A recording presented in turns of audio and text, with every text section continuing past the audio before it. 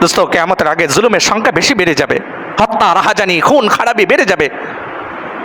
আর সমাজের দিকে তাকায় দেখেন, আজ জমিনের উপরে তাকায় দেখেন, আরে ভাই, আগে তো আমরা খুন খারাপি, হত্যা, জুলুম এইগুলা দেখার জন্য ভিন্ন দেশের মানচিত্র দিকে আমরা তাকাইতাম। হ্যাঁ, কিছুদিন আগে তো সিরিয়ার দিকে আমরা দেখতাম কিভাবে মানুষকে হত্যা করতেছে, কিভাবে জালেমরা জালেমের উপরে আক্রমণ করতেছে, আর ইহুদিরা মুসলমানের উপরে আক্রমণ করতেছে। আমরা এগুলো দেখে দেখে আমাদের কলিজায় রক্তক্ষরণ হইতো, আমরা এরকম দিলের ভিতরে এক পেরেশানি দেখত। আর ওইগুলা দেখার জন্য আজ ফিলিস্তিনের দিকে, ইসরায়েলের দিকে তাকাইতে হবে না, মায়ানমারের দিকে তাকাইতে হবে না, কাশ্মীরের দিকে তাকাইতে হবে না, সোমালিয়ার দিকে তাকাইতে হবে না। আমার এই স্বাধীন মাতৃভূমি, এই জমিনের উপরে তাকায় দেখেন, আজ মুসলমানকে হত্যা করতেছে। মুসলমান, তুমি কিভাবে পারো আরেকজন মুসলমানের বুকের উপরে গুলি চালাইতে? এটা কিভাবে পারে মুসলমান? কে এসে কাকে তুমি আক্রমণ করলা? তুমি কোন কারণে আক্রমণ করলা? কি জবাব দেবা তুমি আল্লাহ তাআলার কাছে? আজ মুসলমানকে হত্যা করতেছে। আরে কাফেররা মুসলমানকে হত্যা করবে, মারবে, এটা তারা করবেই, এটা পৃথিবীর শুরু থেকেই। বেঈমান না, ইমানদারের উপর আক্রমণ করবে, কিন্তু একজন ইমানদার সে পরিচয় দিয়া আরেকজন ইমানদারের উপরে কিভাবে আক্রমণ করতে পারে? এই জন্য আল্লাহ তাআলা কোরআনে কারিমে বলছে, হত্যা, খুন এটা বড় ভয়ঙ্কর এক গুনাহ, বড় ভয়ঙ্কর গুনাহ। যারা হত্যা করবে, যারা খুন করবে, এদের এক ভয়ঙ্কর শাস্তি হবে, এদের পরিণতি খুবই ভয়াবহ। আল্লাহ তাআলা সূরা আল ইমরানের ভিতরে বলছেন, ইন্নাল্লাযীনা ইয়াকফুরুনা বিআয়াতিল্লাহি ওয়া ইয়াকতুলুনান নাবিয়্যিনা বিগাইরি হক ওয়া ইয়াকতুলুনাল্লাযীনা ইয়া'মুরুনা বিল কিসতি মিনান নাস ফাবাশশিরহুম বিআযাবিন আলীম। ইন্নাল্লাযীনা ইয়াকফুরুনা বিআয়াতিল্লাহ, আল্লাহ তাআলার আয়াতকে যারা অস্বীকার করে।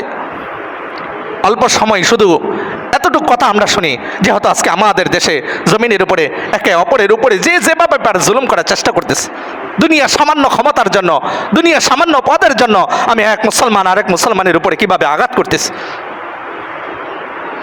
আল্লাহ তাআলা এই আয়াতে বলছে, যারা কি করে? আল্লাহ তাআলা আয়াতকে অস্বীকার করে, ওয়ায়াকতুলুনান নবী, নবীদেরকে যারা হত্যা করে এবং যারা নবীদেরকে অনুসরণ করে, ভালো মানুষ, সৎ কাজের দিকে মানুষকে ডাকে, তাদেরকে যারা হত্যা করে, ভালো মানুষকে হত্যা করে। এক নম্বর হলো যারা নবীদের, আল্লাহ তাআলার আয়াতকে অস্বীকার করে। দ্বিতীয় নম্বর হলো যারা নবীদেরকে হত্যা করে।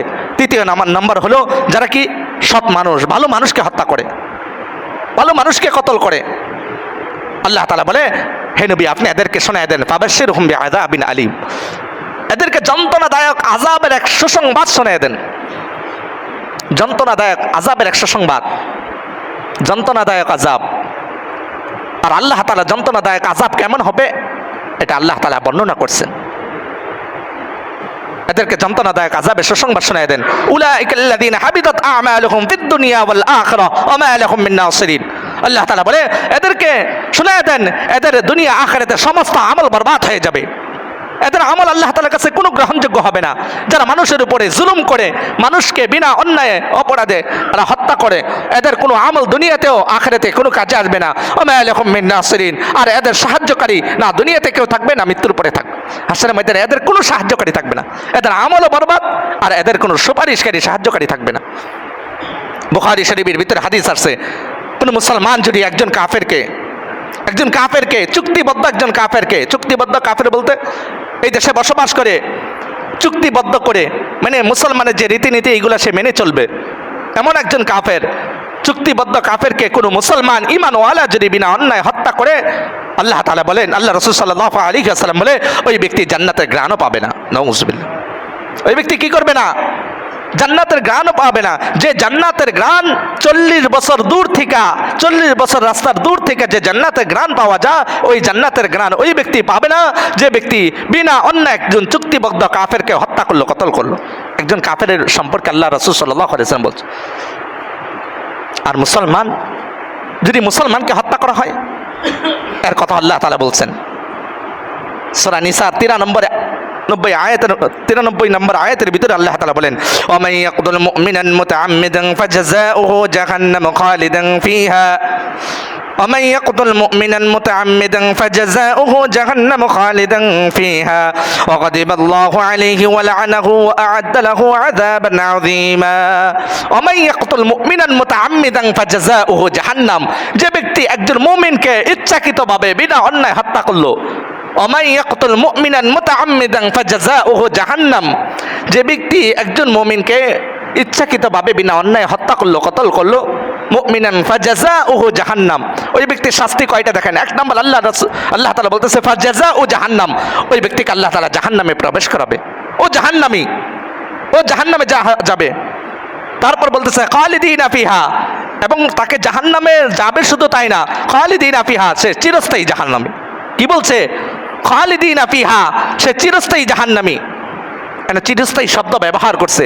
যদি সে তওবা না করে, তাহলে চিরস্থায়ী, তওবা না করে যদি সে বেঈমান অবস্থায় হত্যা করে মৃত্যুবরণ করে, তাহলে তার জন্য চিরস্থায়ী জাহান্নামী। আর যদি সে তওবা করে খালিদিনা ফিহা, তাহলে দীর্ঘস্থায়ী জাহান্নামী। খালিদিনা ফিহার ব্যাখ্যা হলো, যদি তওবা করে তাহলে দীর্ঘস্থায়ী, আর যদি তওবা ছাড়া মৃত্যুবরণ করে এই হত্যাকারী, তাহলে সে কি? চিরস্থায়ী জাহান্নামী। তওবা করলে দীর্ঘস্থায়ী, তওবা না করলে চিরস্থায়ী জাহান্নামী। খালিদিনা ফিহা ওয়া আ'আদ্দা লাহুম জাহান্নাম। তৃতীয় নম্বরে আল্লাহ তাআলা বলতেছে খালিদিনা ফিহা। তারপর আল্লাহ তাআলা বলতেছে ওই ব্যক্তির উপরে আল্লাহ তাআলা ওয়া গাদিবাল্লাহু আলাইহি, আল্লাহ তাআলা ওই ব্যক্তির উপর রাগান্বিত হবেন। এক নম্বর জাহান্নাম দিবে, দ্বিতীয় নম্বর চিরস্থায়ী জাহান্নাম, তৃতীয় নম্বর আল্লাহ তাআলা ওই ব্যক্তির উপর রাগান্বিত থাকবেন, ওই ব্যক্তির উপর রাগান্বিত থাকবেন। ওয়ালা আনাহু, আল্লাহ তাআলা ওই ব্যক্তিকে অসৎ। চতুর্থ নম্বর আল্লাহ তাআলা ওই ব্যক্তিকে অভিশাপ দেন, আল্লাহ তাআলার অভিশাপ, লানত ওই ব্যক্তির উপরে। পঞ্চম নাম্বার ও আ'আদ্দা লাহুম আযাবান আযীমা, আল্লাহ তাআলা ওই ব্যক্তির জন্য বলা হয়েছে কি জাহান্নামের ভিতরে তার আযাব, তার জন্য শাস্তিকে আল্লাহ তাআলা প্রস্তুত করে রাখছে। অর্থাৎ জাহান্নামে দেওয়ার পরে তার শাস্তি আরো দিন দিনে বাড়তেই থাকবে, বাড়তেই থাকবে। তাহলে দেখেন, এক নম্বর কথা হলো জাহান্নামে দিবে, জাহান্নাম এটি যথেষ্ট ছিল, তবু আল্লাহ তাআলা বলতেছে তার জাহান্নাম দীর্ঘস্থায়ী হবে, চিরস্থায়ী হবে। তারপর আল্লাহ তাআলা আবার বলতেছে ওই ব্যক্তির উপরে আমি আল্লাহ তাআলা লানত, অভিশাপ, আর ওই ব্যক্তির উপর আমি রাগান্বিত থাকবো, গুসা থাকবো। আর কি ওই ব্যক্তিকে জাহান্নামেতে দেওয়া হবে, আর জাহান্নামের ভিতরে বিভিন্ন ধরনের শাস্তি, বিভিন্ন ধরনের আযাব আমি আল্লাহ তাআলা তার জন্য প্রস্তুত করে রাখছি। তাহলে একজন মুমিনকে যখন হত্যা করবে, একজন ইমানওয়ালাকে যখন বিনা অন্যায় হত্যা করবে, এর জন্য ভাই সাবধান, আমার দ্বারা যেন কোনো ইমানওয়ালা কোনো কষ্ট না পায়, কোনো কষ্ট না পায়। একজন ইমানদারকে হত্যা করা এটা কত বড় ভয়ঙ্কর গুনাহ। তিরমিজি শরীফে, নাসাই শরীফে হাদিস আছে, আল্লাহ রাসূল সাল্লাল্লাহু আলাইহি ওয়াসাল্লাম বলেন, কাল কিয়ামতের ময়দানে যে ব্যক্তি একজন নির্দোষ মানুষকে হত্যা করলো, নিহত করলো, বলেছে ওই নিহত ব্যক্তি, যে ব্যক্তি নিহত হয়েছে আর যে ব্যক্তি হত্যা করছে, কাল কিয়ামতের ময়দানে ওই নিহত ব্যক্তি হত্যাকারী ব্যক্তির কল্লা অর্থাৎ মাথাকে এরকম দৌড়ে আল্লাহ তাআলার সামনে, আরশের সামনে গিয়ে হাজির হবে। এমন অবস্থায় তার কল্লা থেকে, তার শিরা, উপশিরা থেকে রক্ত ঝরতেছে, এমন অবস্থায় তার মাথাকে, কল্লাকে নিয়ে আল্লাহ তাআলার সামনে, আরশের সামনে হাজির হবে আর বলবে, ইয়া রাব্বি হাযা কাতালানি, হে আমার রব, এই ব্যক্তি আমাকে হত্যা করছে, এই ব্যক্তি আমাকে দুনিয়াতে কতল করছে। আল্লাহ তাআলার সামনে সে এই কল্লাকে নিয়ে সেইভাবে বিচার দায়ের করবে। কত বড় ভয়ঙ্কর! তুমি যেই হও না কেন, যত বড় বুজুর্গই হও না কেন, কাল কিয়ামতের ময়দানে এভাবে আল্লাহ তাআলার সামনে কল্লাকে নিয়ে রক্ত পড়া অবস্থায় দাঁড়াইতে হবে। ওই নিহত ব্যক্তি কল্লাকে নিয়ে দাঁড়াবে আল্লাহ তাআলার সামনে, বিচার চাবে, ইয়া রাব্বি হাযা কাতালানি, হে আমাকে হত্যা করছে। আরেক হাদিসে আসছে, কাল কিয়ামতের ময়দানে আল্লাহ তাআলা সর্বপ্রথম যে বিচারটা করবে, আউয়ালু মা ইয়াকদা আলাইহি ফিদ দিমা, কাল কিয়ামতের ময়দানে সর্বপ্রথম আল্লাহ তাআলা রক্তের বিচার করবে। যে রক্তপাত করছে, কোন মুসলমানের শরীর থেকে রক্ত জড়াইছে, তার বিচার আগে নিবে। তোমাকে কে অধিকার দিয়েছিল?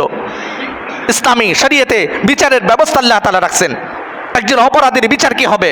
একজন অপরাধী মৃত্যুদণ্ড, কোন অপরাধের কারণে মৃত্যুদণ্ড হবে, আর এই মৃত্যুদণ্ড কে দিবে, এটার বিচার ব্যবস্থা আল্লাহ তাআলা কোরআনে কারিমে দিয়ে দিছে। তুমি একজন সাধারণ নাগরিক হয়ে একজন সাধারণ নাগরিকের উপরে আক্রমণ করা, হত্যা করা, তার উপরে আঘাত করার অধিকার তোমার নেই, এটা দেয়নি আল্লাহ তাআলা।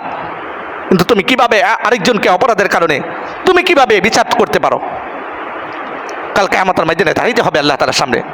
একজন মুসলমানের দাম আল্লাহ তাআলার কাছে কত বেশি, কত বেশি। হাদিস শরীফে আল্লাহ রাসূল সাল্লাল্লাহু আলাইহি ওয়াসাল্লাম বলেন, সারা পৃথিবী ধ্বংস হয়ে যাওয়া আল্লাহ তাআলার কাছে যত কঠিন, যত সহজ, একদম আসমান জমিনের সমস্ত সারা দুনিয়া ধ্বংস হয়ে যাওয়া আল্লাহ তাআলার কাছে যতটা সহজ, তার থেকে অধিক কোটি কোটি গুণ বেশি আল্লাহ তাআলার কাছে কঠিন একজন মুমিন আরেকজন মুমিনকে হত্যা করা।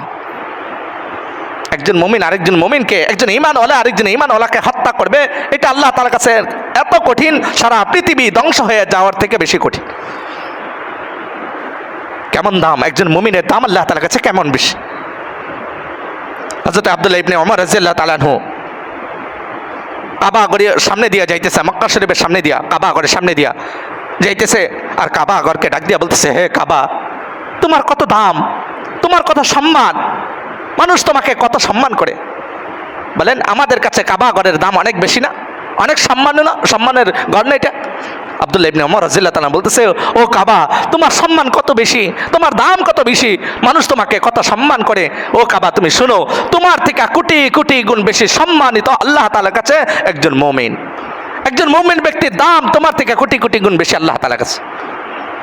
আর ওই মুমিনকে হত্যা করা এটা কত বড় ভয়ঙ্কর, একজন মুমিনকে মারা এটা কত বড় ভয়ঙ্কর গুনাহ। এই জন্য বুখারী মুসলিমের ভিতরে হাদিস আছে, সিবাবুল মুমিনি ফুসুকুন ওয়া কিতালুহু কুফরুন। একজন মুসলমানকে গালি দেওয়া এটা ফাসিকি, আর মুসলমানকে হত্যা করা এটা কুফরি। এটা কুফরির সাথে সম্পর্ক একজন মুসলমানকে হত্যা করা। আল্লাহ তাআলা কোরআনে কারীম বলছে, আল্লাহ তাআলার সাথে শরীক করা যেরকম ভয়ঙ্কর এক গুনাহ, কয়েক মুসলমান আরেক মুসলমানকে হত্যা করা, কতল করা, এটা এরকম ভয়ঙ্কর গুনাহ। এটা ভয়ঙ্কর গুনাহ। একটা ভয়ঙ্কর হাদিস আল্লাহ রাসূল শোনাইছেন, বড় ভয়ঙ্কর একটা হাদিস। আল্লাহ রাসূল সাল্লাল্লাহু আলাইহি ওয়াসাল্লাম বলে, আসমানের সমস্ত ফেরেশতা, জমিনের সমস্ত মানুষ যদি একত্র হয়, আসমানের সমস্ত ফেরেশতা, জমিনের সমস্ত মানুষ যদি একত্র হয়ে একজন ঈমানদারকে হত্যা করে, একজন ঈমানদারকে বলে সে ইচ্ছাকৃতভাবে হত্যা করে, বিনা অন্যায় হত্যা করে, তো আল্লাহ তাআলা এই আসমানের সমস্ত ফেরেশতা, জমিনের সমস্ত মানুষ, সমস্ত মাখলুককে আল্লাহ তাআলা উল্টো করে মুখ থেবড়ে আল্লাহ তাআলা এদেরকে জাহান্নামে নিক্ষেপ করবে। নাউযুবিল্লাহ। কত বড় ভয়ঙ্কর। আসমানের সমস্ত ফেরেশতা, জমিনের সমস্ত মানুষ যে একত্র হয়ে একজন ঈমানওয়ালাকে বিনা অন্যায় হত্যা করে, বলেছে তাকে ইচ্ছাকৃতভাবে হত্যা করে, তাহলে সমস্ত ফেরেশতা, সমস্ত মানুষকে আল্লাহ তাআলা উল্টো করে জাহান্নামে নিক্ষেপ করবে। তো একজন মুমিনের দাম আল্লাহ তাআলার কাছে কত বেশি। এই জন্য সাবধান, আমার দ্বারা যেন কোনো মুমিনের জানমাল লোকসান না হয়, ক্ষতি না হয়, সতর্ক থাকতে হবে। আরে ভাই, দুনিয়ার ক্ষমতা, দুনিয়ার পদ আর দুনিয়ার এই লোভ লালসা এটা কয়দিন শেষ, দুনিয়াতেই শেষ হবে, মৃত্যুর মাধ্যমে তো শেষ হবেই, দুনিয়াতেই হাতছাড়া হবে। এই জন্য আজ আমাদের দেশে যে অবস্থা শুরু হয়েছে, দোস্ত খুব সতর্ক, খুব সাবধান। আমার দ্বারা যেন মুসলমানের কোনো ক্ষতি না হয়, আমার দ্বারা যেন মুসলমানের জানমালের উপরে কোনো আঘাত না আসে। আল্লাহ তাআলা যেন আমাদেরকে জালেমের জুলুম থেকে হেফাজত করে। যে জুলুম আর নির্যাতন আজকে মুসলমান সাধারণ মানুষের উপরে চলতেছে, আজ বলেছে জুলুম আর অত্যাচার দেখার জন্য ফিলিস্তিন আর ফিলিস্তিনের মুসলমানের দিকে তাকাইতে হবে না। আজ আমাদের মুসলমান আমাদের দেশের দিকে তাকান, নির্মম মবে পাখির মতো গুলি করে মানুষকে হত্যা করা হয়। এটা কেমন দেশ, কেমন দেশে আমরা বসবাস করি। এই জন্য ভাই, আসমানের দিকে তাকাইতে হবে। জমিনের মানুষের কোনো বিচার আজ পাবো না আমরা, আসমানের মালিক যদি কোনো ফাইসালা না করে। আল্লাহ তাআলা বলছেই এটা আমাদের কর্ম, আমরা সৎ কাজের আদেশ, অসৎ কাজের নিষেধকে ছেড়ে দিছি। আল্লাহ রাসূল সাল্লাল্লাহু আলাইহি ওয়াসাল্লাম বলে, তোমরা যখন সৎ কাজকে ছেড়ে দিবা, অসৎ কাজের ভিতরে জড়ায় যাইবা, তোমাদের উপরে আমি জালেম বাচ্চাকে চাপায় দেব। এমন জালেম বাচ্চা চাপাবো, তোমাদের উপরে জুলুম করবে, অত্যাচার করবে, নির্যাতন করবে। যখন জুলুম আর অত্যাচারের নির্যাতনের শিকার হয়ে যখন আমার কাছে দোয়া করবে, আমি দোয়া কবুল করবো না। আজ তা হয়েছে কিনা ভাই? এই যে আমরা এত দোয়া, এত কান্নাকাটি করতেছি, কই আমাদের দোয়া কোথায় কবুল হইতেছে? এত মানুষের আহাজারি কান্না আজকে কবুল হইতেছে না কেন? আজকে আমরা আমাদের জায়গা থেকে সরে গেছি, আমরা সৎ কাজকে ছেড়ে দিছি, অসৎ কাজের সাথে, নোংরা কাজের সাথে আজকে আমরা জড়ায় গেছি। এই জন্য আমাদের নিজেদের আগে তৈরি হইতে হবে, তওবা করতে হবে, গুনাহকে ছেড়ে দিতে হবে, আল্লাহ তাআলার কাছে তওবা করে বলে এসে আমাদের আল্লাহ তাআলার কাছে দোয়া করতে হবে যে আল্লাহ দুনিয়ার সারা দুনিয়ার সমস্ত মুসলমানকে, সারা দুনিয়ার সমস্ত মুসলমানকে জালেমের জুলুম থেকে হেফাজত করেন। আর সারা পৃথিবীতে যে জায়গায় মুসলমান আছে, ওই জায়গায় মুসলমানরা আজকে লাঞ্ছিত, অপমান, অপদস্থ, নির্যাতনের শিকার। মুসলমানের দেশ, তবু মুসলমান স্বাধীনভাবে বসবাস করতে পারতেছেন। এই জন্য ভাই খুব সতর্ক, খুব সাবধান, আমার দ্বারা যেন কোনো মুসলমানের জানমালের কোনো ক্ষতি না হয়, আমরা খুব সতর্কতার সাথে চলবো। আর আল্লাহ তাআলার কাছে দোয়া করব, আল্লাহ তাআলা যেন আমাদের দেশকে হেফাজত করে, আমাদের দেশের মুসলমানকে, সাধারণ ঈমানওয়ালাদেরকে, মুসলমানদেরকে যেন আল্লাহ তাআলা হেফাজত করে। সমস্ত ধরনের রাহাজানি, হত্যা, খুন খারাপি এইগুলা থেকে যেন আল্লাহ তাআলা আমাদের দেশকে হেফাজত করে। আমাদের দেশকে আল্লাহ তাআলা যেন হেফাজতের এক চাদর দিয়ে ঢাকা দেয়, এক দেশের ভিতরে এক শান্তির পরিবেশ যেন আল্লাহ তাআলা করে দেয়। এটা আমরা সর্বপ্রথম ঈমানদার মুসলমান হিসাবে এই দোয়া আল্লাহ তাআলার কাছে আমাদেরকে করতে হবে। আর দ্বিতীয় নম্বর হলো আমাদেরকে সতর্ক থাকতে হবে। সতর্ক থাকবে থাকবো তো ইনশাআল্লাহ? আমাদের ছেলে মেয়ে, আমাদের সন্তান, তাদেরকে সতর্ক রাখবো, তারা যেন কোনো উশৃঙ্খল না করে, তারা যেন কোনো উশৃঙ্খলা না করে। আল্লাহ তাআলার কাছে আমরা দোয়া করবো, আল্লাহ তাআলা আমাদেরকে আমল করার তৌফিক দান করুন। ওয়া আখিরি দাওয়ানা আলহামদুলিল্লাহি রাব্বিল আলামিন।